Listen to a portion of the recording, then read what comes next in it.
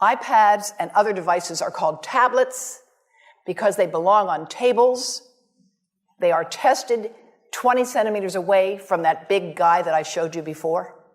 20 centimeters away. They are not approved to be held in the laps of little children, although millions of kids are having them now in schools because the people involved in educational technology and those involved in public health research are not talking to one another. Because if they were, they would understand that you're giving children a two-way microwave radiating device, and if you must give them such a device for learning purposes, put it on airplane mode so that it's not sending and receiving signals as it does otherwise. Now, this is some new modeling, again, that we've developed with colleagues in Brazil, and we can share with you how we've done it. We first start out with the MRI and create the model with 1 millimeter voxels, and this is quite a bit of work goes into creating this, and here is what it looks like after a period of 6 minutes. And that's really not as bad as it might look because you see the red area only gets partway through the eye of the adult, right? The one that we're really concerned about is this one with the young child. And this is a 3-year-old brain that we modeled. And you see that by the end of that 6-minute call, the peak radiation, yellow and red, is getting all the way into almost both eyes. And again, this is one call, and it's not going to kill anybody. It may not cause any biological effect whatsoever for 1 call or 2 calls or 3 calls. But the question is, what's the cumulative impact of this kind of exposure? How do we evaluate it? And I want to show you an example of some of the work that we are doing now that I'm releasing here for the first time. And this is a modeled microwave radiation dose of a 6-year-old with greater levels to the frontal and temporal lobes, eyes and cheek.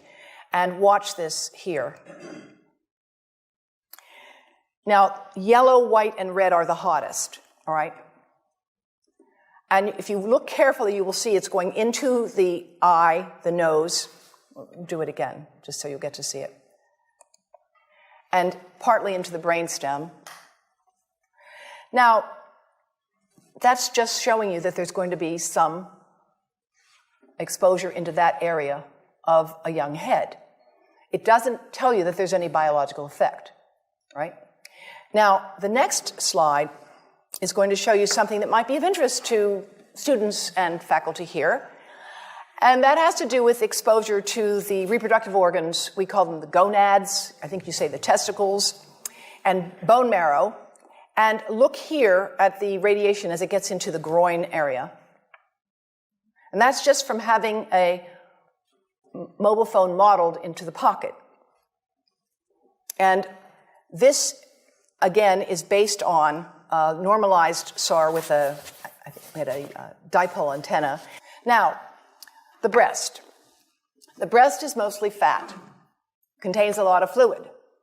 Things that contain fat and fluid cook faster in the microwave oven. Now, a cell phone can't cook anything, all right? Mobile phones do not pop popcorn. That was a fraud. They don't make any heat that we know of, otherwise they wouldn't be permitted.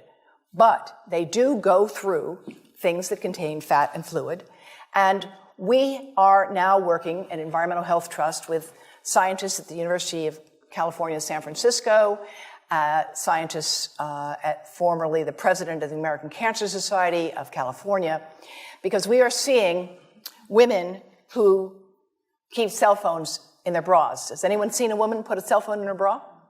Hands up, please. Please tell them you've heard now why they shouldn't do that. And here I want to show you our first case report from 2009, and we now have many more. This was a Chinese-American woman who used her cell phone 4 hours a day in her bra for 10 years while she was driving.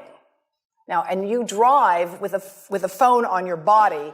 The phone is smart. It's going to go from one tower to another, and it's going to say, here I am, where are you, here I am. And it's going to be going to max power each time it moves from one cell tower to another. And there it was right next to her chest. And the tumors that developed right under the antenna of the phone. Unusual tumors.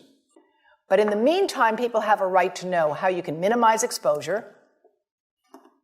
And again, I think this information is available on our website, will be available on yours. Remember, if you have to give a phone to a child, put it on airplane mode. And think about this. That microwave oven, it works because there's a metal box around a microwave signal, and the signal pings all over the place. Next time you get into an elevator or a train for any length of time, put your phone on airplane mode. Otherwise, that signal is going all over the place, magnifying and coming back.